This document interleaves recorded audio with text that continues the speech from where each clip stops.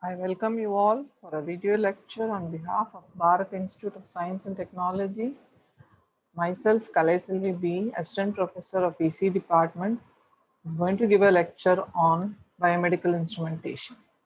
The topic today is being discussed is an introduction to biomedical instrumentation. What is an instrumentation or what is an instrumentation's work? It is the devices that can be used to make a measurement and give quantitative or sometimes qualitative results. Biomedical instrumentation are the devices or biomedical instruments are the devices that can be used to make measurements of biological or medical quantities and give qualitative or quantitative results also. Some of the familiar biomedical instruments are clinical thermometer as shown in the picture and a stethoscope. These are used to diagnose some of the temperature of any patients, and this is used to monitor the pulse rate or the heart rate of a patient or to count the pulses. This is a picture of a neonatal intensive care unit where the prematurely born babies with some congenital disorders or infections or infants born with some critical health issues or problems are taken care. See how many instruments have been there to monitor the child, where special care or a specialized care is being taken for the child. This is a future biomedical instruments which has a tricorder or a Stratec, which are completely non-invasive, and we have internal and external measurements. We do all the imagings, interior and exterior, and internal intelligence to make the diagnosis and suggest the therapy what you have to take. So these all comes under some part of intelligence is also taken in care or inbuilt so that you are able to go to the right choice of treatment or diagnose it clearly before any problem occurs intensively. Next comes a home glucose monitoring machine. This is also the machine which everyone is familiar nowadays. This requires a blood sample of 10 micro lengths and it must be a micro lancet. And you give the caloric metric or the electrochemical determination, and we have the newer units which will show the sugar level and which will be there or in that software, it will be stored for future retrieval of the data also. This is a basic building block diagram of a biomedical instrument where we give the input as physiological system, which will be given or driven to a sensor, then comes the processor and the display storage. We get the observer can read the data or observe the data or view the data, anything can be done. This is a basic block diagram of a biomedical instrument. Physiological system means the inputs which we take from the patient or from the human being. Either it can be displacement, strain, temperature, whatever it will be fed to the sensor and to the processor where the signal is being, which is weak, have been enhanced so that manipulated and everything is done in this particular unit, and it is given to the display storage and to the observer where you can display the readings or the readings have been seen. The rules and regulations of biomedical instrumentation is the minimum disturbance to the physiological system. We should not disturb more. We should not point them, pin them, or what to say, bind the human beings with a lot of things so that they are being disturbed much. So the disturbance should be very minimum, and the sensor must be physiologically variable value. You have to maintain simplicity. It should be very easy to handle, and it doesn't need any more skills so that it is very, very difficult to operate a particular instrument. These are the basic characteristics of particular basic fundamental characteristics of biomedical instruments or important instrumentation terms. The first comes the sensitivity. Sensitivity means change in output as a function of change in input. It should be more sensitive, right? Whatever the single or small input it gets from the physical system, it should respond. So we call them as more sensitive. If they do not respond for particular limit, then we call them as very less sensitive material or sensor. So the sensitivity plays a vital role. It should give more changes in its output whenever it gets some input. So if it is giving for each and every input, it is giving a change in output, then we call that particular device as a sensitive device or instrument as a sensitive instrument. Next comes the stability. Consistency in output for a constant input. How stable your device is, or the stable condition for each and every disturbance should be very limited. It should not respond to different things or disturbances, whatever is in the environment. It should act stable. Next comes the specificity. It is the ability to distinguish desired variable from other competing variables. It should specifically take that particular function only for its measurement. Next comes the accuracy, the difference between the true value and the measured value divided by the true value. So accuracy should be much more, so that we go in search of that particular instrument, or we select that particular instrument for our application. Next comes the precision, the number of distinguishable alternatives from which a given result is selected. It should be precise. It should give the same output for the same input any number of times. Next comes the resolution, the smallest increment that can be measured with certainty. So the resolution will be, say, we are expressing the numbers in number of digits. So resolution will be more. For a small increment, means small increment also giving some 1-digit value for it, means it will give your image. The resolution is high in that particular reading, we say. Next is a reproducibility. Same output for the same input. Each time when your instrument measures the same input, it should give the same input, and this we call it as reproducibility. Our instrument should have a good reproducibility. Transfer characteristics. What is the transfer characteristics? What is the output for the given input? If you take the ratio of that, we call it as a transfer characteristics. Here the operator is f, and if you give a signal ui of t, which is a physiological variable, and we get an output u naught of t. If u naught of t is equal to function of ui of t, this is a transfer characteristics. So this is a sample of waveform for which we are drawing for the input versus output. We get a waveform like this. Means we call this as the response characteristics of our particular system. Next comes the sensitivity, how the output changes as a function of input.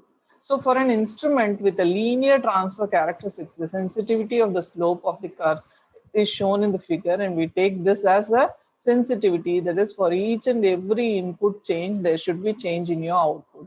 So it should have a function of change as a linear characteristics. Next comes the stability, consistency in stability for a constant input. I have a constant input. See, if the stability is more, it will stay in this particular horizontal line. Otherwise, there will be a fluctuations in my output for each and every time of my instrument operations. Next comes the specificity, ability to distinguish desired variable from other competing variables. So this is the graph shown, the linear characteristics shown for the distinguished variables for the variable measured and the instrument output. Okay, should have a specificity that it should measure the specific parameter only. It should take the other parameters should be neglected. Next, the accuracy. It is the difference between the true value and the measured value divided by the true value. Should be also linear. Next comes the precision, the number of distinguishable alternatives from which a given result is selected. In other words, the smallest change in the variable that can be correctly measured. We call this as precision. Next comes the resolution, the smallest increment that can be measured with a certainty. The small readings which is being given as so much digits means we call this as highly resolution instrument. Next, the reproducibility, same output for the same input. It should not take different outputs for different times or different same input, and if I'm getting different output means the reproducibility is poor. So I will not recommend that particular instrument. Next comes the possible. Next comes the transducer. Transducer means possible types of transducer. What is a transducer? A transducer is a system or a device which converts different, one form of energy into another form. So the possible types of transducers in our biomedical instrumentation comes under this particular lattice bridge. See, electrical is there, thermal is there, and we have chemicals, hydraulic, acoustic, optical, and mechanical. Okay, for example, an electrical acoustic is given to a microphone. A microphone is going to be a transducer here. It gives an output electrical, right? Then if an electrical signal is given to a loudspeaker, that gives an output which is acoustic. We call it as a loudspeaker. So there is to and fro action. That is a transducer converting a physical parameter acoustic into electrical signal, and the same electrical signal is converted back to acoustic so that a normal human being can hear what has been happening. Okay, so there is a types of sensors are there. We have some physical sensors, chemical sensors, and bioanalytical sensors. What are the types of sensors? We have physical, we have strain gauge, accelerometer, load cell. These all will be discussed in detail in future. So these are the terms what I want to say, the types of sensors. We have some velocity meter, thermistor, and metal resistant thermometer and flow sensors. By the name itself, we can see what and all parameters physically have been measured. Next comes the chemical, which has an oxygen electrode, a glass electrode, that is ion selective electrodes, CO2 sensors, carbon dioxide sensors, and all are there. With that, we infer and do all the measurements. Bioanalytical, we go for a glucose sensor and lactic sensors. Next, the signal conversion sensors. We have the physiological variable like level, pressure, flow, displacement, etc., which is given to a sensor, and we get the electrical signal. We give a body temperature to thermistor. The sensor here is a thermistor whose output is an electrical resistance. Change in electrical resistance according to the body temperature. Next comes the partial pressure of an oxygen is given to a Clark electrode, which gives changes in electrical current. Multiple conversion sensors are also there. We give a physiological variable to an intermediate variable because directly there won't be any sense or a response in particular a sensor, which would be inferred by an intermediate variable, which will vary its characteristics according to that the sensor will vary and we get an electrical signal. So we call this as multiple conversion sensor. The blood pressure is given to a diaphragm displacement. The displacement of this diaphragm is given to a displacement sensor and we get an electrical signal. And this is called multiple conversion sensors. Here I have a serum of glucose which is given to a hydrogen peroxide, H2O2 sensor, then comes the electrical signal corresponding to your serum glucose. This shows a thin film gold temperature sensor shown here, which will act as a nasal and an oral nasal, and we get change in resistance of your resistance temperature detectors R0, which will give you CR is equal to R0 into 1 plus alpha into T minus T0. This is the temperature initially at zero condition and the temperature what it gets, and we get a change in resistance. So your R0 output resistance is the temperature T0, which is proportional. Okay, the temperature coefficient of the resistance. Alpha is the temperature coefficient of the resistance. It is a thin film gold temperature sensors. This is a thermistor which has semiconductor oxides and an insulation and lead wires, which gives a change in resistance according to the temperature. If there is any change in temperature, the resistance also varies. Say for example, the temperature increases, there will be a decrease in temperature of this particular thermistors. It is very high sensitive, it is inexpensive, non-linear, it exhibits non-linear characteristics, and moderate stability is there. Capacitance force sensor. Say for example, we are taking a capacitance is our electrical component, which basically consists of two conducting plates and separated by an insulator, and the capacitance is equal to epsilon into A by D, where epsilon is the dielectric constant or a permittivity constant, which is equal to, or capacitance is directly proportional to the area of the plates and inversely proportional to the distance between the plates. If the force is applied here, we will have the changes in this particular parameters and we can calibrate them to measure the force. These are the capacitance force sensors. That is, this is a 64 element force sensor, and this is a micrograph of thick film silicon dielectric strips, and this is the assembled sensors.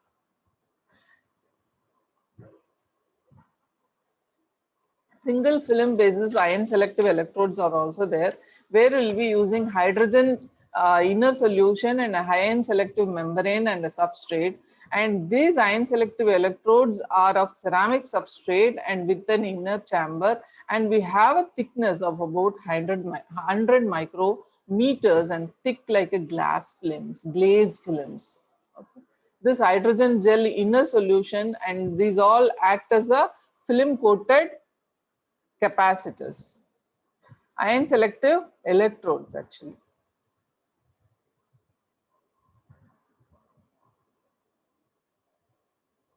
There are two ways to look at a signal. Now I'm going to take the signals and systems and relate all both after few points being discussed with you all. The two ways to look at a signal. What is a signal? Whatever I get from the physical system is called as a signal.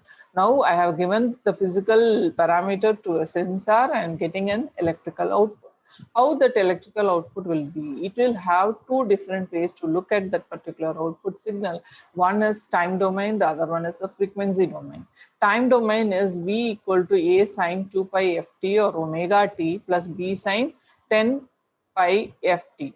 So this is the denotion of time domain. That is the output of the signal represented with suffix t or accompanied by omega t. We call them as time domain. If I'm saying them in frequency domain, I'll say the frequency versus amplitude and say this as a frequency domain. If my output is in terms of omega, I call them as frequency domain. If I say my signals with respect to my time domain, it will be accompanied with t and all.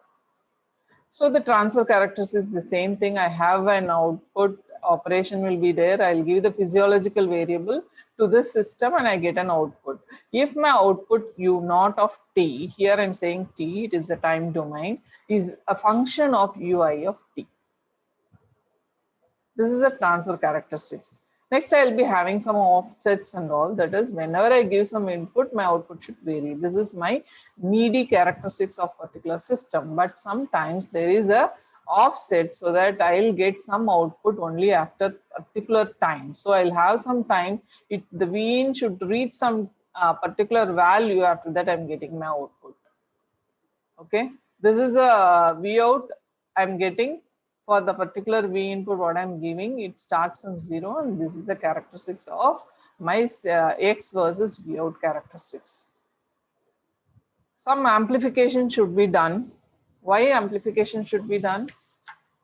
Any idea why amplification should be done? Because my sensor output is very weak, so that I have to do some amplification so that I get my required output to be amplified, because it should drive my output. Recorders, display and all will be there. The signals whichever from my sensor is going to be of very low amplitude, it should be amplified. So there is an amplification, the given input and the given output. You can see the nature of the wave which is in the input, it is very weak, and I get an output V out which is enlarged with a factor of AV. AV is the gain of this particular system. So AV is the voltage gain. So V out is equal to AV into V input is I'm amplifying this V in AV times. So we call this as amplification. Next comes the filtration. Filtration means filtering. I'm removing unwanted signals from my required inputs. Okay, the signals whichever is not necessary should be removed. Say for example, I'm having a V input which is having some peak dips and all are there, which should be filtered using a filter. So this is my V input with distorted waves, and I'm getting an V output which has a smooth wave. This is the time domain. This is the frequency domain waveform shown. Next comes the decision making or the logic or the threshold detector, which will give me an output whenever I want, or to the peak. Whenever I'm getting an abnormality in my input, I should get my output. So I call this as a decision making logic, and I call this as a threshold detector. Whenever I give an input, I get an output whose output will be detected only for the amplitude whenever it crosses my set point or the predetermined level what I keep here, or a threshold level. Whenever the threshold voltage is exceeded, I get an output. So these are the waveforms where the analog signals, this is my analog signal and this is the signal going to be digitized. So now the recent trending or the manipulations, everything should be in digital. Whatever I am having with my real-time system is going to be an analog signal which should be converted or digitized to manipulate everything with the computers. So this is the digitized signals when it is quantized. Then I have a signal which is being converted back to analog. This is digital signal. And again, I'm getting here on its tip, or that is amplitude, I'm getting this particular input waveform. So this is converted back to analog. So digital to analog conversion is also plays a vital role, and you have to choose, or you are sampling the input signals so that you have to do all the samplings of your analog signals. So this sampling and all should take or follow some rules and regulations so that you are able to retrieve the original signal back, or going to reconstruct the input again. This can be done using some sampling theorems so that you can reconstruct your original. So sampling theorem is the signal must at least be 2 times the highest frequency component. Next, I have a rule of thumb that is sample at 5 times the highest frequency of component. These all are going to be handled whenever I'm going to digitize some particular analog signals. I have some display storage devices are there. I need that because in instrument everything will be displayed and I have to store this for future retrieval of my data. So display storage devices are there. And display devices like flashing light or sound, analog meters, digital meters, computer monitor, these all are display devices. Where is the storage media? I can have it in a paper chart, a magnetic tape, electronic memory, computer hard disk, and other memory medias. This is a digital meter which shows all the decimals in picture and it is displayed, and this is the digital meter where we can see the numericals as such on the screen. This is an analog meter where there will be a pointer scale moving over a calibrated scale and you can measure. There are situations where one type of meter would be better than the other. Next, displacement. Displacement means linear displacement between 2 points. See, now I'm going into some applications where I have to measure displacement. So linear displacement is distance between 2 points. I have 2 types of displacements. One is angular, next one is the volume displacement. So velocity is equal to V of displacement by dt. So velocity is the first derivative of displacement. We call it as velocity. If I'm doing it again with respect to time, I call this as acceleration. Okay. If I differentiate my velocity, I call it as acceleration. So v is equal to d of displacement by dt, and acceleration is d of velocity by dt. Next, variable resistances. This is a linear or angular displacements where we can select. This is a movable arm where R2 varies because of some physical parameter, and this changes have been taken into account to measure your displacement. It can be either linear or angular, where we can take this. This R2 is the resistance which is proportional to your displacement. So R2 is proportional to your displacement. What is going to be R2? R2 is nothing but your V equal to your R2 divided by R1 plus R2. If you are having this E by R into X, okay, this is going to be your displacement. This is a potential divider rule of your resistance, and we are taking this to measure the angular displacement X. These are the resistance tensors which measures some physical parameter like displacement, your temperature, and so on. This is a picture of the resistance sensors which will measure temperature. For example, if I'm having a resistant temperature detector, it will measure the temperature. Thermocouples measure the temperature. And this rotary type of variable resistance is measure the angular displacement. No. This is the sample problem what we are taken here to measure the displacement or the resistance changes. This is a sample problem here. Find the resolution of variable resistance. The R total is 1000 ohms, number of turns is 100. For example, I'm having a total number of turns is 100 and the resistance of that particular turns is going to be 1000 ohms. The resistance is a change between the turns. Actually, how many turns you're going to select the play is going to give you the total resistance value. So 1000 ohms by 100 turns is equal to 10 ohms per turn. So it is possible to see the resistance changes less than 10 ohms.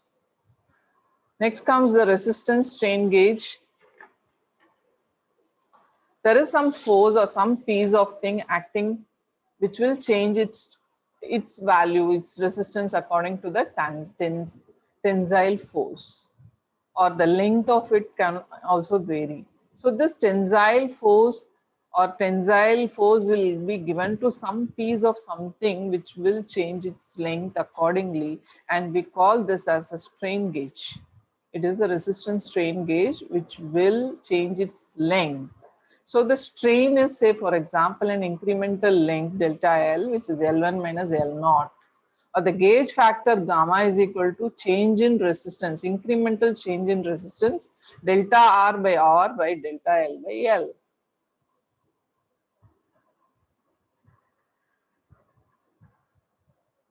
This is the electrical or the property of a material whose resistance varies. That is, the resistance is is equal to resistivity of that material into length by area of that particular material, where your resistivity is a physical property or a constant of particular material, which can be used to measure any physical parameter.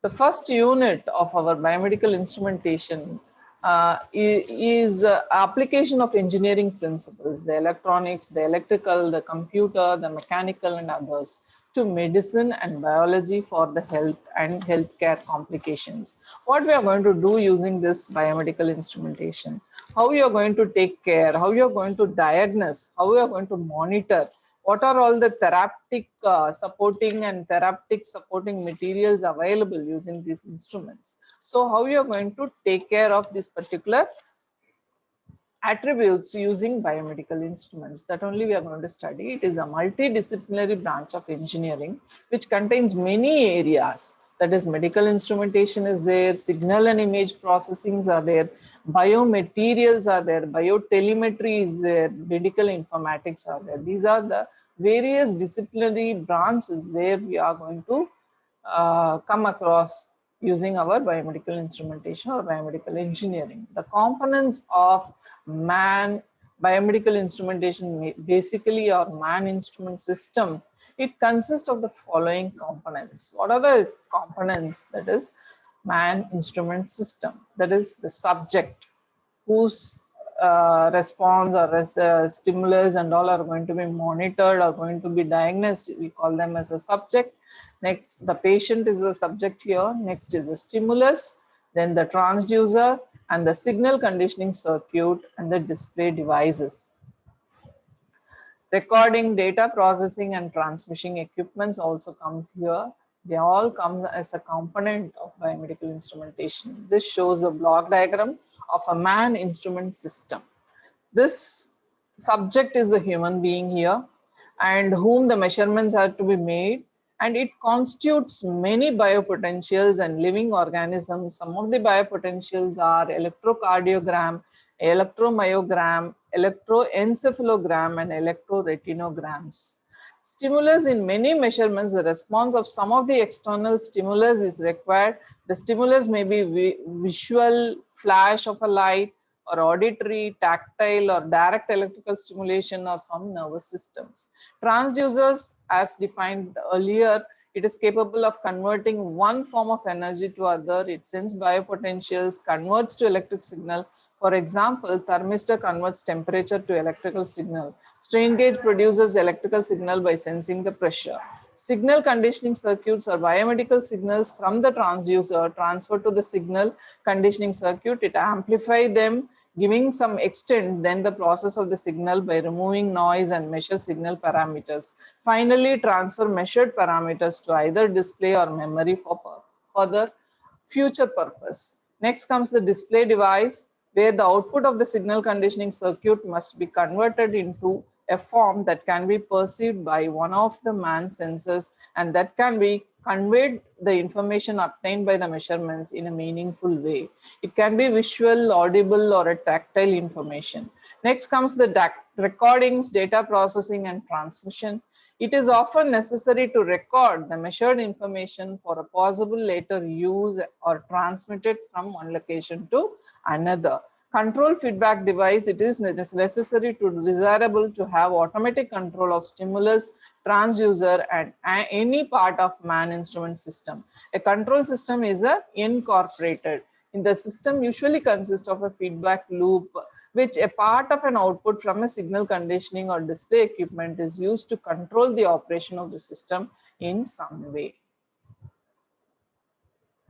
This is the action potential and resting potential, where a cell or the cell is the basic building block of all human beings and gives some resting potential and gives some potentials whenever it receives any impulse from the brain. So this we call it as the resting potential, or this gives a diagram of stimulus of a particular cell. So this is an action potential given by or exhibited by the human cell. Resting potential means the resting membrane or the potential is not the equilibrium potential. It relies on the constant expenditure of the energy. The ionic pumps for its maintenance. Action potential is also known as nerve impulse or a spike, which is a self-generating wave and an electrochemical activity that allows excitable cells, that is the muscle cell and the nerve cell, to carry the signal over a distance. Thank you.